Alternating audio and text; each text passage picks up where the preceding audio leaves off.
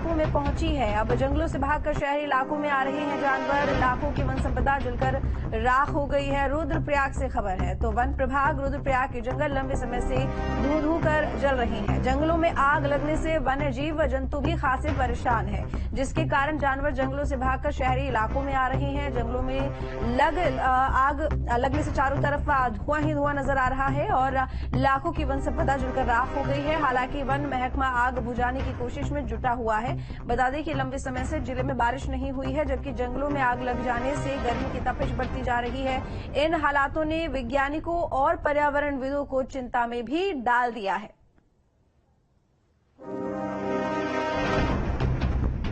तो जंगलों से भागकर शहरी इलाकों में आ रहे हैं जानवर और इसके साथ ही अब शहरी इलाकों की तरफ भी आग बढ़ रही है। हालांकि वन विभाग लगातार लगा हुआ है, आग बुझाने में काफी समय से कोशिश चल रही है, लेकिन आग नहीं बुझी है।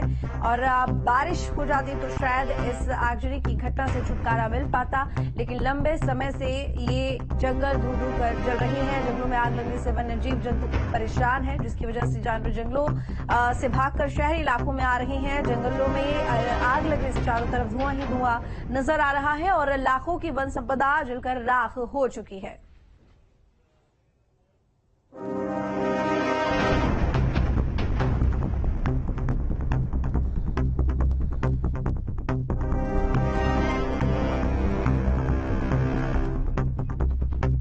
रोहित डिमरी इस वक्त हमारे साथ में जुड़े हुए ज्यादा जानकारी के साथ में। रोहित, देखिए काफी वक्त हो गया है रुद्रप्रयाग के जंगलों को जलते हुए, लेकिन हालात जस के तस बने हुए हैं और अब कहा जा रहा है कि जो ये आग है अब शहरी इलाकों की तरफ बढ़ रही है। क्या कुछ अपडेट और किस तरह की परेशानियां सामने आ रही हैं? अब डर भी है क्योंकि शहरी इलाकों की तरफ आग बढ़ रही है।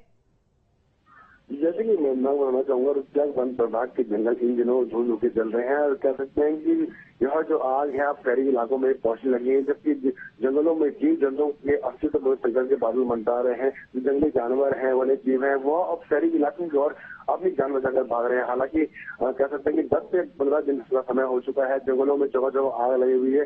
वन विभाग की टीम जो है जरूरत क्षेत्रों में पहुंच तो रही है, पर लेकिन पहाड़ी इलाकों होने के चलते उनके पास इनके संसाधन नहीं है कि वो आग को बुझाने पर काबू पा सके। तो ऐसे में जो आग है वो फैलती जा रही है, चारों ओर धुआं ही धुआं नजर आ रहा है। ऐसे में कह सकते हैं कि वायुमंडल में जहां प्रदूषण फैल रहा है, वहीं लोगों के स्वास्थ्य में भी यहाँ पर देखने को मिल रहा है कि लोगों का स्वास्थ्य भी खराब हो रहा है। जो अस्पताल है वहां पर मरीजों की संख्या बढ़ रही है। लोगों को चलिए ठीक है रोहित, बहुत शुक्रिया आपका तमाम जानकारी के लिए।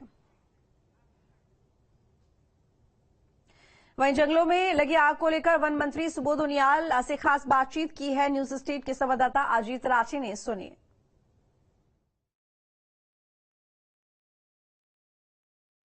गर्मी का सीजन शुरू होते ही उत्तराखंड में वनों की आग की एक बड़ी समस्या उठकर खड़ी हो जाती है और ये इस बार नई बात नहीं है। हर साल जब बारिश होती है तभी ये पूरा सिलसिला रुकता है और चूंकि वनों की आग इतना आसान काम उसको कंट्रोल करना नहीं है, तो लेकिन फिर भी प्रयास लगातार किए जाते रहे हैं। मेरे साथ वन मंत्री सुबोध उनियाल जी हैं, तो उन्हीं से पूछते हैं। मंत्री जी, इस बार भी काफी थोड़ा जल्दी भी शुरू हो गया, गर्मी भी शुरू हो गई और काफी संपदा का नुकसान अब तक हो लिया।